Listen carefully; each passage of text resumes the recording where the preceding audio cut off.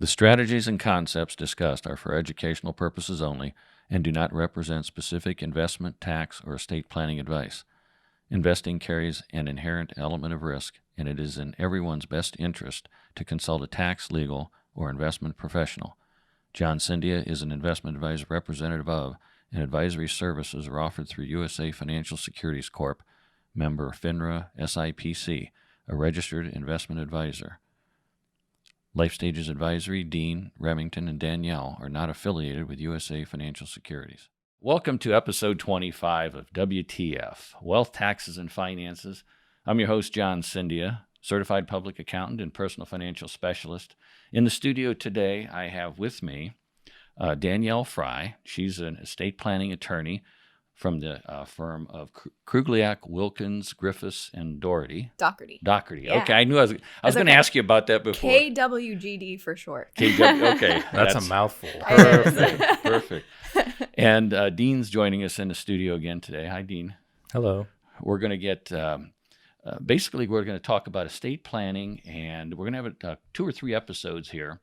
The first one's going to be about estate planning. Then we're going to get a little bit more into long-term care planning, okay? And Danielle, why don't you just give me a little bit of background on yourself and, what actually prompted you to go into law and specifically the estate planning area? Yeah, so I grew up in Portage County. I graduated from Field High School and went to Kent State University for undergrad, where I studied psychology, and I had a double major in justice studies.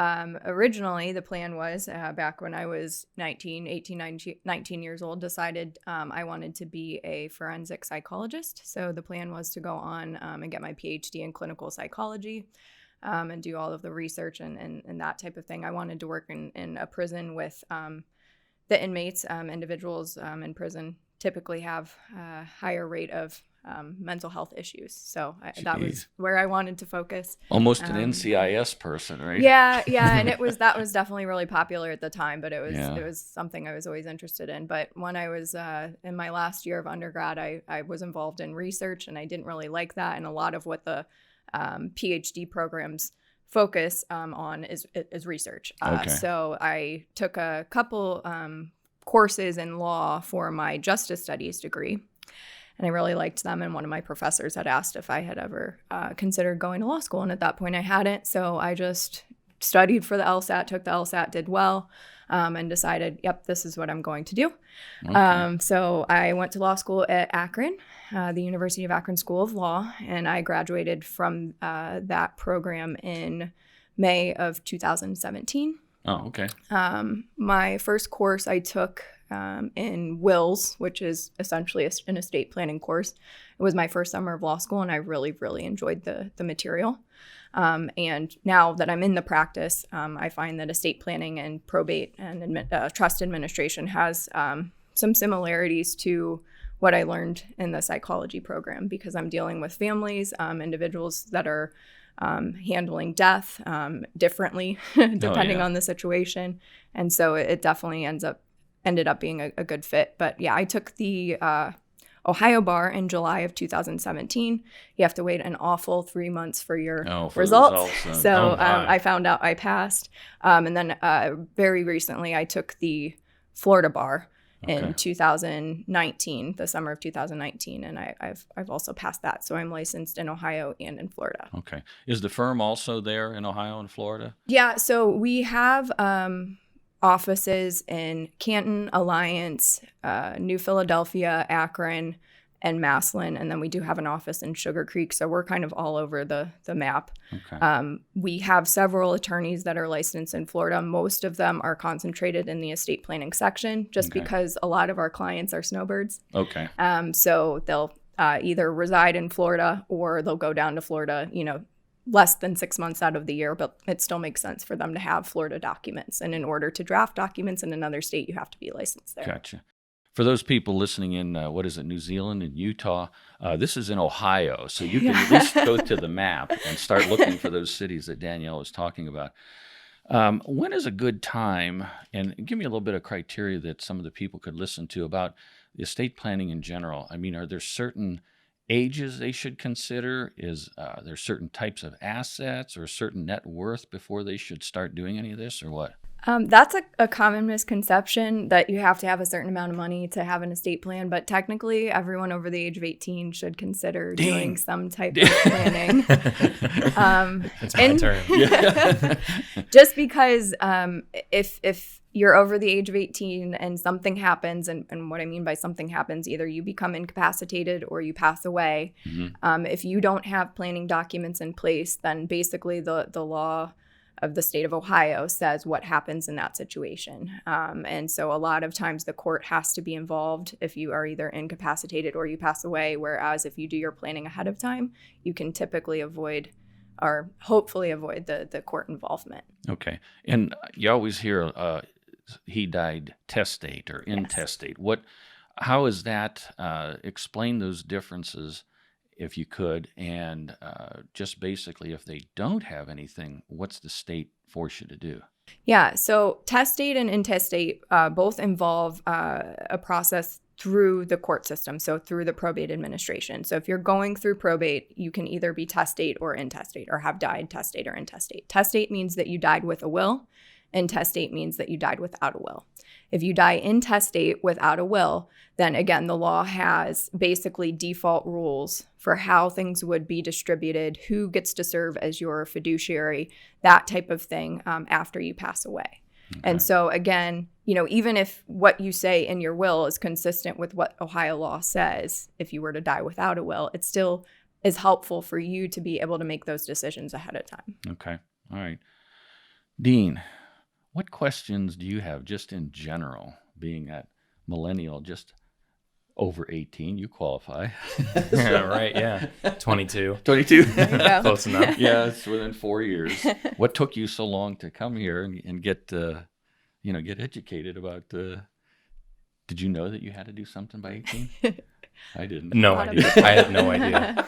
Yeah, I think like the biggest thing, Rem would probably agree with me behind the camera over there, that where do we start is really the question. I don't have a whole lot, I have a lot more debt than I have actual assets. So I think the question is what happens to, the bad part, the bad side of it, the debt, what happens to the things that I own? What is really more or less my question is, where do you start? Where do you begin? Yeah. That's like the most daunting task is, I think, becoming knowledgeable and then executing on that knowledge. So yeah. Does anybody inherit his debt? Well, it depends on what the debt is. So for example, if you were to be purchasing a home and you have a mortgage on the home, the mortgage will stick to the real estate.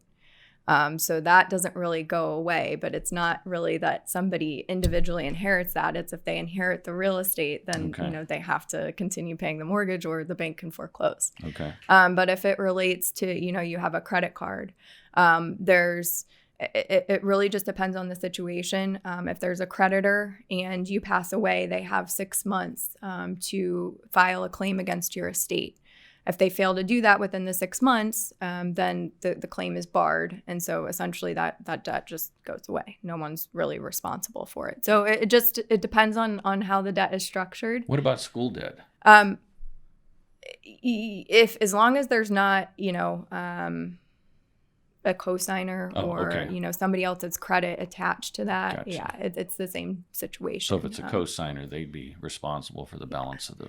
Yeah, but school debt is I think one of the only, I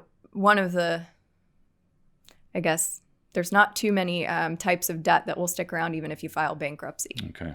And that's one of the ones that taxes tends to, yeah. Taxes are in there so. too. I guess another question is, and I don't know if you can answer this or not, but how common is it that creditors or credit card debt is waived because they don't fill out that within 6 months? Yeah, it depends on the situation. So a lot of times a creditor, if the estate is already opened, so let's say you pass away and somebody needs to get at a bank account that was in your name individually. And so they open up your estate within 6 months of your death. A lot of times it's easier for a creditor to file a claim once the estate is already open because they just have to submit it to the fiduciary and to the court. But if the estate is not opened within the 6 months, that's a little bit more work for them because they have to figure out who the next of kin is. They have to actually open up the estate themselves in order to submit the claim.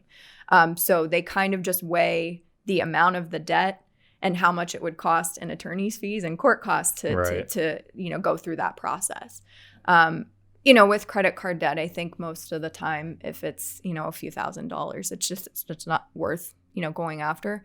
And often the creditor doesn't know if you have any assets to attach to that would be going through your estate. So it's kind of just, you weigh the risks versus the reward. Yeah, because it seems like, we deal with a lot of estates and trusts and do a lot of work for some attorneys and other CPAs and that.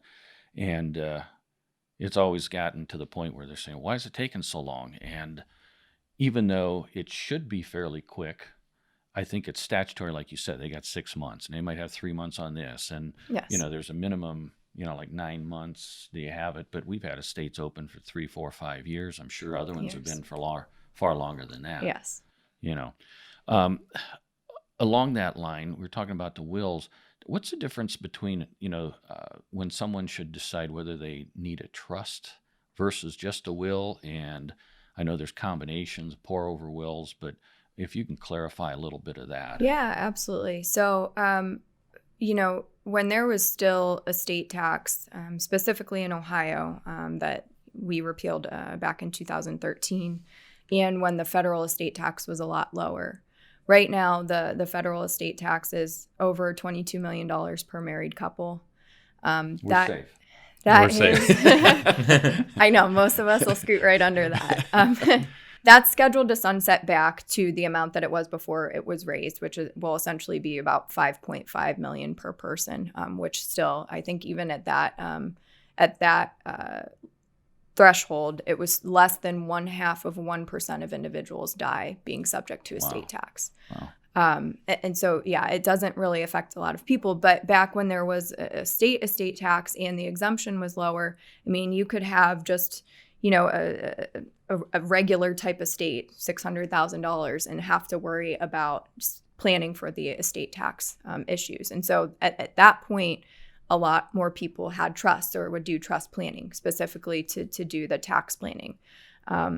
Now that's essentially gone away. Mm-hmm. So the people that use a trust or a trust within their plan, they do it for different reasons. I think number one is probate avoidance. So to avoid having to deal with the probate court after you pass away, mm-hmm. a trust is the best or one of the more convenient ways to do that.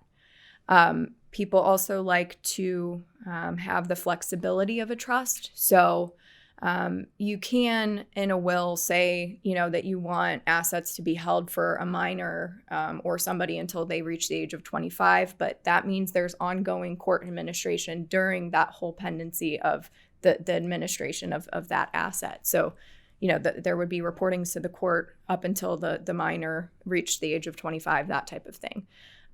In a trust, you can build in as much flexibility as you want. You can provide for contingencies. So if you have a descendant, a beneficiary, your child, for example, who passes away before you, you can say what's going to happen with that asset. Whereas if you just fill out a beneficiary form on a life insurance policy, essentially what their policy says, what their contract says, that will control. Mm-hmm. So a trust provides flexibility. And I'll elaborate on that a little bit. In particular, there's an area of the law, special needs planning, that's developed significantly across the past decade or so. And that basically allows you to plan for a beneficiary of your estate to receive an inheritance without their public benefits being affected. So, if they are receiving SSI or they're on Medicaid, they can still receive their inheritance. It gets put into a special type of trust that can be used for their benefit, but would not affect their eligibility to continue to receive those benefits. So that's a side piece. And then I think one of the other main reasons to use a trust is to allow for privacy. Anything that goes through probate is a public record. So, if there's a business that has to be probated, all of that business's information, essentially the valuations, everything goes through the probate administration and it becomes public record. If you have instead your business interest either passed on death to your trust or owned by your trust when you pass away, you can avoid all of that. And so it allows for privacy. Okay. All right. I'll get to another question about that in a little bit more detail in a little bit, but there's several different powers of attorney too. Yes. Can you elaborate on the different types and what they're actually used for? And I think the powers of attorney, there's also what is called a living will, and how some people get the living will and a healthcare power of attorney mixed up. Yes. Yeah. So to put it simply, the law basically looks at us like a puzzle of two pieces. So there's our personhood, decisions about where we're living, what healthcare we're receiving, and then there's our estate, and not estate after you pass away, but what you own, your property, your debt, anything on the financial side of things. And so if you were to go through having to get a guardian appointed, so if you were to become incapacitated, in some situations you would have a guardian of your person as well as a guardian of your estate. And so to be consistent with that, that's why there's two powers of attorney, or two types of powers of attorney. There's the power of attorney for property, and so that would be consistent with the guardian of the estate. The power of attorney for property allows you to designate somebody to handle your day-to-day financial affairs. Okay. So paying bills, writing checks, making sure your income tax, gets filed, that type of thing. In the financial power of attorney, especially in Ohio, it can sometimes be the most important document that we would include in an estate plan.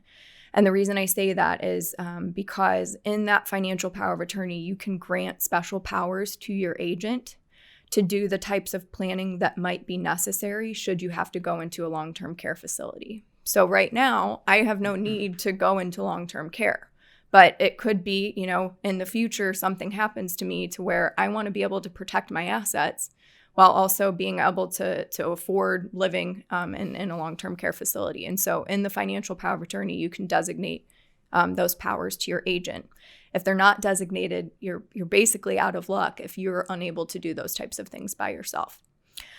The healthcare power of attorney relates to healthcare decisions. So the healthcare power of attorney does not become effective, or your agent can't step in and start making decisions until a doctor determines that you're unable to make your own healthcare decisions. Okay. That can range from, you go in for an outpatient procedure and you're under anesthesia, or it could be opposite end of the spectrum where you're permanently unconscious. So, healthcare power of attorney, and that's one of the documents that somebody over the age of 18 should have, just because you could get into a car accident, it doesn't have to be, I got dementia when I was 82 years old. Yeah. Like there could be things that happen in somebody's life that we're not planning for, that it would make sense to have a power of attorney in place. So the difference between a healthcare power of attorney and a living will is, in my opinion, and I would hope in most estate planning attorneys' opinions, is that everyone should have a healthcare power of attorney, but a living will is optional. Oh, okay. So unfortunately, I think some people have the misconception that you have to have a living will if you have a healthcare power of attorney, but that's actually not the case. So if you go in to any facility that receives federal funding, or even if you go to the BMV now, they'll ask, do you have a healthcare power of attorney? Do you have a living will? And so I think people assume, okay, I'm supposed to have both. Okay. But the living will essentially relates only to an end of life situation. So either, the end of a terminal illness, or if you're permanently unconscious. Okay. And the living will is actually an advance directive. So you're saying to the medical community, if I become permanently unconscious, I do not want to be maintained on artificial hydration and nutrition. Okay. The living will does name people, but the individuals named in the living will are just those people that are supposed to be notified if you become permanently unconscious. So if you're in the hospital, doctors have determined that you're essentially not going to wake back up. At that point, they have to notify the individuals listed on the living will. But once they do that, legally, they can carry out your wish and withdraw life support. Okay. With the healthcare power of attorney, if you have just the healthcare power of attorney and you choose not to have a living will, your agent is able to make that decision for you. So essentially, if you have the healthcare power of attorney, basically your agent acts as your gatekeeper in that situation. So they can look at the situation, listen to what the doctors are saying, and say, well, this isn't what mom or dad or, whomever would have wanted. Let's withdraw the life support. Gotcha. Interesting. Well, I'm glad you clarified that, because it's, even for me, it's difficult, and we deal with it all the time, the actual distinctions and stuff. I wanted to get a little bit more into that. The 800-pound gorilla that I want to talk about is that probate. Yeah. when you say you administer the estate and things have to be probated, what does that actually mean in lay terms, and how is that performed? Right. So something that goes through probate is an asset that was owned by you individually with no beneficiary designation, no joint with right of survivorship owner, no payable on death beneficiary. Okay. It was owned by you individually when you passed away. A good example in most cases is a vehicle. Oh, okay. We have to open up a lot of probate estates to just transfer a $2,000 vehicle. And it sounds kind of ridiculous, but it happens far too often, in my opinion. There's several ways to go about avoiding probate. But even if, you meet with an estate planning attorney and you have your assets set up to avoid probate, it still makes sense for everybody to have a will, because there are sometimes things that come into your probate estate that have to be administered. A good example is a refund check.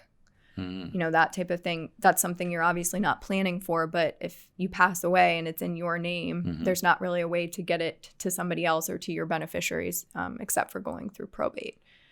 And so the probate process, it's not the end of the world to have to go through probate. I think that it gets a bad rap because people are dealing with the court and the attorney at the same time that they've just lost somebody, presumably that they had a close relationship with, if they're the one administering the estate, someone that they loved. And so, you're dealing with that whole side of things while also having to do paperwork and, sign off on things and wait for the court, pay extra money. And so I think that it gets, associated with death, obviously. And so you get a bad taste in your mouth from it. But yeah, it's not the end of the world. It just tends to make, the administration last longer because you have the court involved. Typically there's different notices that have to be sent out to the beneficiaries. And so it just prolongs things and makes it cost more. Just more time consuming. Yeah, is the more only tedious. thing. Yeah. So that's what's going to, I guess, rack up the time. More assets that haven't been titled or whatever. Right. It's just going to take more time. Right. And so there's different types of probate administration depending on how significant the assets are that are passing through probate. And so it definitely makes sense if you have to deal with probate to speak with an attorney. In most cases, an attorney has to be involved. They have to be the one preparing the paperwork and signing off on the paperwork. So unfortunately, there's not really a way to get around that.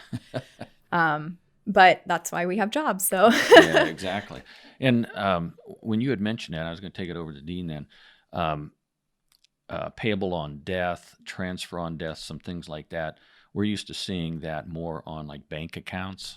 And are there other assets that you could do that with? Yeah. So for example, in Ohio, you can name a beneficiary on a vehicle. Okay. Yeah. And so there's...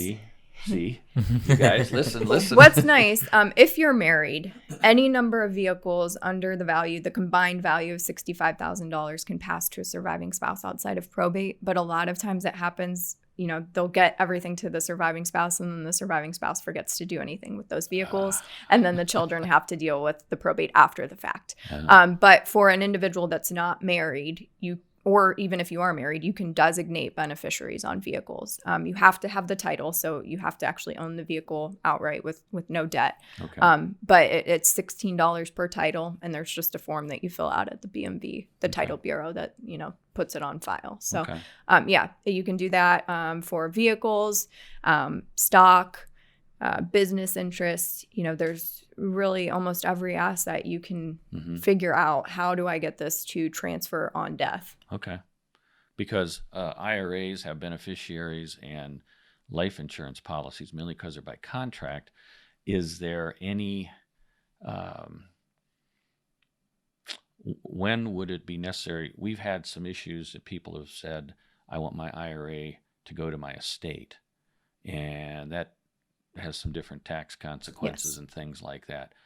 Is that a good thing for them to do, or are there other ways and better choices than to do that to the estate? Yes. So I would want to know the reason why they want to have it go to their estate. It might be, let's say they're having their house go through estate administration. Okay. And so they want to be able to allow for some liquid assets to deal with that. I don't know. But in that situation, if I were meeting with the client, it sounds like, they might want to consider a trust. Okay. Because you're correct that there are tax implications, and it just makes it a lot more difficult if you're dealing with an IRA going to an estate versus even a trust. Yeah. There's things that can be done with a trust that has more flexibility. Typically, we'll build in tax provisions that will allow for the most efficient tax treatment, even though it is going to a trust. So I would just want to know the reason for it being forced to go through an estate. Sometimes clients choose to do that. They want the court to be involved. They want, someone to be overseeing the process. And that absolutely will happen if you force things through probate. Okay. Dean, do you have anything through all this that gaining this knowledge today? I think I need a notepad. You just to got write with. A law school course. Yeah. I will say in general, for purposes of probate versus non-probate, a very, very simplified way to think about it is contract law will trump probate law. So if you have a contract in place, whether it's a life insurance contract, whether it's a payable on death on a bank account, you can have joint with right of survivorship deed on your real estate. So if there's some type of contractual arrangement, even a trust is a fancy word for an estate planning contract. So all those contractual arrangements will trump the probate administration. It's only when you don't have a contract in place and something is owned by you individually that the asset will pass through probate. Yeah, we've had a couple of issues with some clients that came into us because they may have had a will done 10, 15 years ago. Things change, and then they end up getting a life policy, or they have an IRA and they have the beneficiaries. But the will and the beneficiaries are not in lockstep.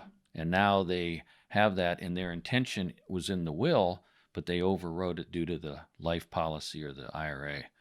And that really, they sit there and go, oh my God, what'd I do? And it's like, you should have come in. Yeah. And that's a good example. In a trust, you can actually spell all of those things out. So let's say, for example, you just want one beneficiary to receive a certain percentage of your estate and another to receive another. You can just pass everything to the trust. The trust collects, the trustee would be responsible for collecting all of the assets into the trust bucket. And then you can really just designate, well, I want this person to get $10,000 and the rest to be divided equally. There's a lot more flexibility. Even with the retirement accounts or the life insurance policies, you kind of have to follow what their procedure is. Sometimes they won't allow you to name a specific dollar amount to go to a person. It has to be within percentages. And so it does provide more flexibility. Okay, cool. Well, I hope everybody has enjoyed this session here with Danielle and Dean's input, and with Rem behind the camera today.